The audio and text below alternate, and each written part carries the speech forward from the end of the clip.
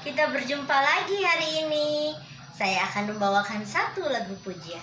Tetapi sebelumnya, jangan lupa like, share, dan subscribe agar kita tetap bertemu. Selidiki aku, lihat hatiku, apakah ku sungguh mengasihimu, Yesus. Kau yang maha tahu dan menilai hidupku, tak ada yang tersembunyi bagimu. Telah kulihat kebaikanmu yang tak pernah habis di hidupku. Ku berjuang sampai akhirnya kau dapati aku tetap setia. Senang berjumpa dengan Anda kembali hari ini. Nah, hari ini kita akan kembali mendengarkan cerita yang menarik dari dalam buku Alkitab. Nah, saudara, pada hari ini cerita yang akan kita dengarkan masih terdapat di dalam kitab Keluaran. Nah, saat ini sudah berada di kitab Keluaran pasal 22. Nah, sebelum kita mendengarkan kelanjutan daripada cerita yang lalu, saya akan mengatakan bahwa di 2 pasal yang lalu atau di pasal 20 tepatnya, itu diceritakan tentang bagaimana Tuhan Allah telah memberikan firman-Nya kepada Musa dan disampaikan kepada bangsa Israel, ya. Jadi bagaimana ke-10 firman Allah yang Allah ucapkan sendiri dengan mulutnya untuk disampaikan kepada bangsa Israel.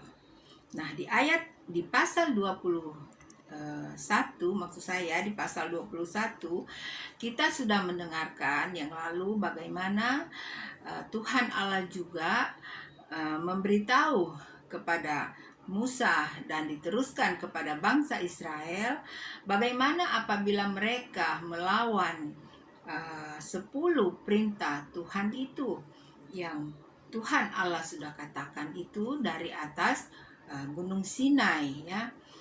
Seperti contohnya apabila seseorang durhaka kepada orang tuanya ataukah seseorang melawan kepada orang tuanya, maka ada hukuman untuk mereka.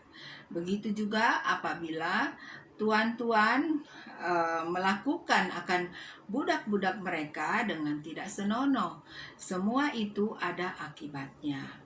Dan yang lain-lain sebagainya yang kita sudah dengar di pasal 21 yang lalu. Nah, itulah kira-kira akibat daripada orang-orang yang melawan akan 10 perintah Tuhan. Nah, pada saat ini kita akan lanjutkan kembali cerita di pasal 22 ini yang masih tentang bagaimana bangsa Israel melakukan terhadap sesama manusia pada saat itu, ya.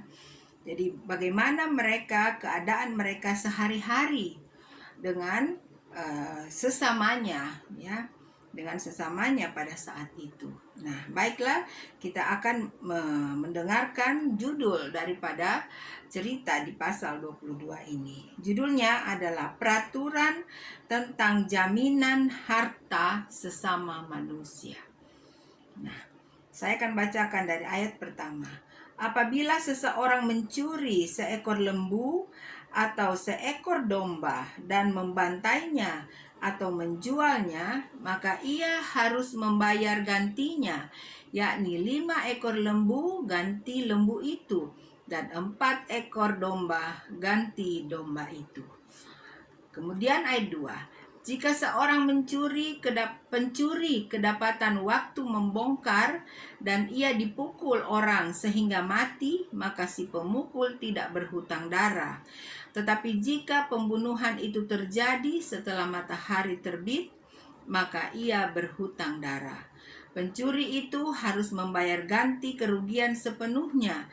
Jika ia orang yang tak punya, ia harus dijual ganti apa yang dicurinya itu. Jika yang dicurinya itu masih terdapat padanya dalam keadaan hidup, baik lembu, keledai, atau domba, maka ia harus membayar ganti kerugian 2 kali lipat. Nah, itulah saudara bagaimana apabila seseorang ini melawan akan perintah atau firman Allah yang sudah disampaikan ya di pasal 20 yang lalu tentang jangan mencuri ya. Nah, ini akibatnya. Apabila melawan, maka tentunya ada akibat yang akan ditanggung oleh si pencuri tersebut. Nah, selanjutnya di ayat 5. Apabila seseorang menggembalakan ternaknya di ladangnya atau di kebun anggurnya dan ternak itu dibiarkannya berjalan lepas sehingga makan habis ladang orang lain, maka ia harus memberikan hasil yang terbaik dari ladangnya sendiri atau hasil yang terbaik dari kebun anggurnya sebagai ganti kerugian. Nah, jadi apabila seseorang menggembalakan ternaknya di ladangnya dan kemudian ternak itu dibiarkan berjalan terlepas, artinya dia tidak mengawasinya sehingga dia merusak akan tanaman daripada orang lain, maka dia harus menggantikan ya, tanaman yang rusak itu dengan hasil yang terbaik dari kebun anggurnya sendiri. Nah, selanjutnya ayat 6.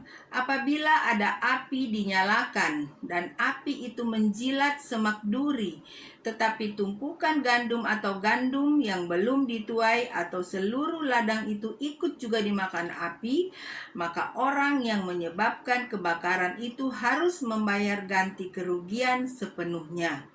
Wah, jadi apabila dikatakan seseorang ini menyalakan api dan kemudian api itu dia membakar akan rumput atau duri-duri, dan kemudian api itu juga menjalar sampai ke gandum-gandum daripada orang lain, dikatakan atau petani-petani yang lain, maka orang yang membakar api itu dikatakan harus membayar ganti kerugian sepenuhnya atas petani yang tanamannya sudah terbakar itu. Nah, kemudian apabila seseorang menitipkan kepada temannya uang atau barang dan itu dicuri dari rumah orang itu, maka jika pencuri itu terdapat, ia harus membayar ganti kerugian 2 kali lipat. Jika pencuri itu tidak terdapat, maka tuan rumah harus pergi menghadap Allah untuk bersumpah bahwa ia tidak mengulurkan tangannya mengambil harta kepunyaan temannya. Dalam tiap-tiap perkara pertengkaran harta, baik tentang seekor lembu, tentang seekor keledai, tentang seekor domba, tentang sehelai pakaian, baik tentang barang apapun yang kehilangan, kalau seorang mengatakan, inilah kepunyaanku, maka perkara kedua orang itu harus dibawa ke hadapan Allah. Siapa yang dipersalahkan oleh Allah haruslah membayar kepada temannya ganti kerugian 2 kali lipat. Wah, luar biasa saudaraku ya. Jadi kalau ada orang yang seperti cerita yang kita baru saja dengarkan ini, misalkan ada orang yang menitipkan kepada temannya hartanya, kemudian harta itu hilang ya, dicuri orang, maka tuan yang dititipkan akan harta daripada temannya itu harus berkata jujur ya, kalau memang ada orang yang mengambil akan harta titipan itu, dan kalau memang benar dia akan dianggap sebagai orang yang jujur, dia harus berhadapan dengan Tuhan Allah. Dan kemudian yang selanjutnya lagi, sudah tadi kita dengarkan ya, dikatakan bahwa semua perkara-perkara itu harus dibawa kepada Tuhan Allah, sehingga dikatakan gini, siapa yang dipersalahkan oleh Allah haruslah membayar kepada temannya ganti kerugian 2 kali lipat. Nah, jadi tidak ada orang yang bisa berbohong, karena kalau sudah dibawa ke Tuhan Allah pasti itu sudah benar ya. Nah, selanjutnya ayat 10.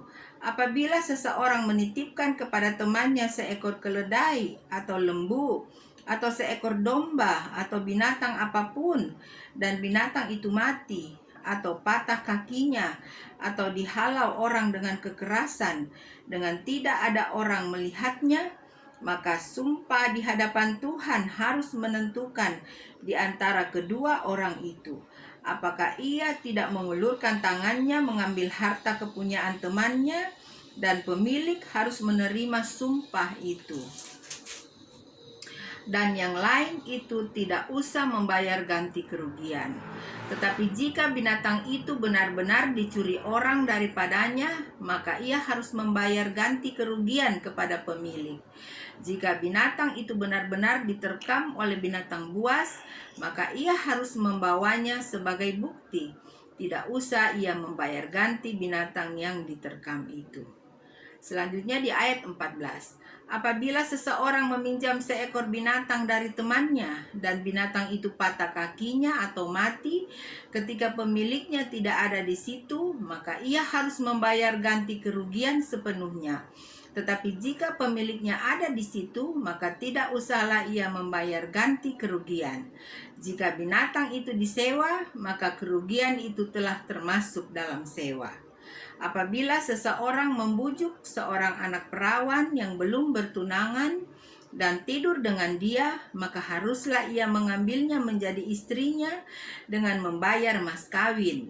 Jika ayah perempuan itu sungguh-sungguh menolak memberikannya kepadanya, maka ia harus juga membayar perak sepenuhnya, sebanyak mas kawin anak perawan.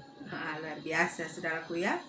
Nah, selanjutnya kita akan mengikuti cerita lagi di ayat 18. Tetapi masih di dalam pasal 22 ini. Judulnya sudah berbeda, yaitu peraturan tentang dosa yang keji. Seorang ahli sihir perempuan janganlah engkau biarkan hidup. Siapapun yang tidur dengan seekor binatang, pastilah ia dihukum mati. Siapa yang mempersembahkan korban kepada Allah kecuali kepada Tuhan sendiri, haruslah ia ditumpas. Wah, luar biasa ya. Jadi di sini di ayat ada 3 ayat ya dari dalam pasal 22 ini, yaitu ayat 18 sampai 20 itu tentang peraturan dosa yang keji. Jadi pertama dikatakan kalau ada ahli sihir itu harus dibunuh ya. Jadi tidak boleh ada ahli sihir di tengah-tengah umat Tuhan. Kemudian siapa yang tidur dengan seekor binatang itu pun akan dihukum mati. Dan yang ketiga, siapa yang mempersembahkan korban kepada Allah kecuali kepada Tuhan sendiri, haruslah ia ditumpas. Ya, artinya siapa yang menyembah berhala ya, selain daripada menyembah kepada Tuhan Allah, maka itu pun harus dihukum mati. Nah, kemudian kita lanjutkan cerita kita di ayat 21. Judulnya sudah berubah kembali. Peraturan tentang orang-orang yang tidak mampu. Janganlah kau tindas atau kau tekan seorang orang asing, sebab kamu pun dahulu adalah orang asing di tanah Mesir. Seseorang janda atau anak yatim janganlah kamu tindas. Jika engkau memang menindas mereka ini, tentulah aku akan mendengarkan seruan mereka jika mereka berseru-seru kepadaku dengan nyaring. Nah, jadi jelas bahwa Tuhan Allah juga menyayangi akan janda-janda atau orang tua yang tinggal sendiri di dalam kehidupannya, ya. Begitu juga dengan anak-anak yang sudah ditinggalkan oleh kedua orang tuanya atau hanya satu orang tua, ya. Jadi artinya anak yatim atau juga tentunya anak yatim piatu, ya. Jadi Tuhan Allah sangat mengasihi, menyayangi mereka. Dan dikatakan siapa yang menindas mereka atau siapa yang menyusahkan mereka, tentulah dikatakan Tuhan akan mendengarkan permohonan mereka, ya, atau seruan mereka untuk meminta tolong, ya. Tuhan akan dengarkan, dan tentunya Tuhan akan memberikan hukuman terhadap orang yang menyakiti mereka. Nah, selanjutnya, maka murkaku akan bangkit dan aku akan membunuh kamu dengan pedang, sehingga istri-istrimu menjadi janda dan anak-anakmu menjadi yatim. Wah, luar biasa sekali, ya, saudaraku, ya. Jadi memang Tuhan sangat menyayangi orang-orang yang tertindas dalam hidup mereka. Nah, ayat 25. Jika engkau meminjamkan uang kepada salah seorang dari umatku, orang yang miskin di antaramu, maka janganlah engkau berlaku sebagai seorang penagih hutang terhadap dia. Janganlah kamu bebankan bunga uang kepadanya.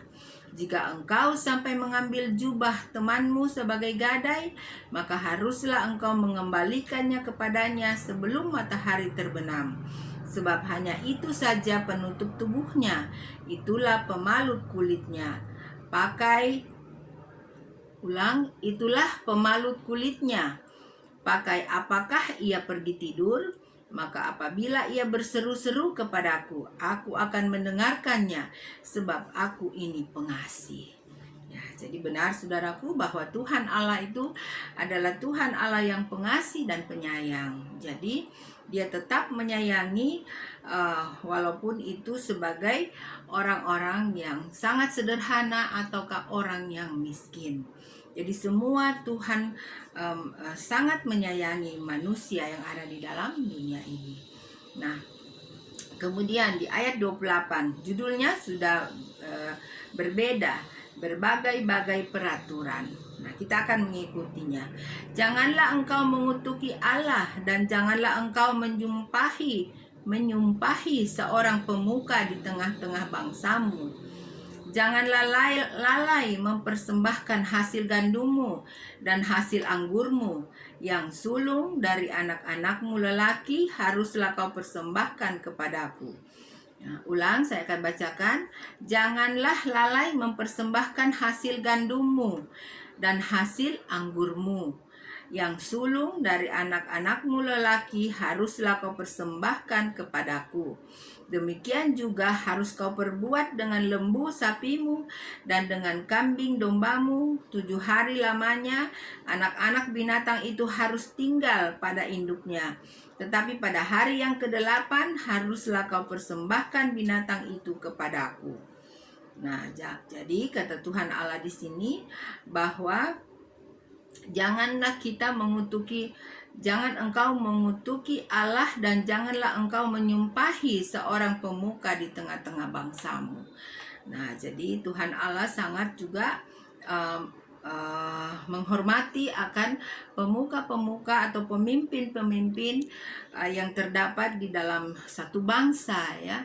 Jadi Tuhan Allah juga menghormati mereka. Tuhan Allah juga menyuruh agar supaya pemimpin-pemimpin itu harus dihormati, ya, harus dihargai. Nah, kemudian Tuhan Allah juga mengatakan bahwa janganlah kita lalai untuk memberikan persembahan, ya, atau jangan kita lalai untuk mempersembahkan hasil, ya, hasil gandum dan hasil anggurmu. Nah, itu pada orang waktu yang lalu karena mereka bertani, jadi dari hasil gandummu dan hasil anggurmu, ya. Dan ini juga bisa menjadi pelajaran tentunya bagi kita bahwa jangan kita lalai memberikan atau mempersembahkan hasil daripada usaha atau pekerjaan yang saya dan saudaraku lakukan itu kepada Tuhan. Dan kemudian kita tiba pada ayat yang terakhir ya, di ayat 31. Haruslah kamu menjadi orang-orang kudus bagiku. Daging ternak yang diterkam di padang oleh binatang buas janganlah kamu makan, tetapi haruslah kamu lemparkan kepada anjing. Nah, di ayat 31 ini Tuhan Allah atau Tuhan Allah memperingatkan lagi kepada bangsa Israel pada saat itu, dikatakan haruslah kamu menjadi orang-orang kudus bagiku ya. Jadi Tuhan Allah itu kudus, maka umat-umat pilihannya pun harus kudus sama dengan Tuhan Allah. Dan kemudian dikatakan juga bahwa apabila ada ternak yang diterkam oleh binatang buas, janganlah kamu makan, tetapi haruslah kamu lemparkan kepada anjing. Nah, jadi kalau ada hewan yang sudah lama mati, maka kita tidak boleh memakan dagingnya ya, karena itu sudah merupakan bangkai.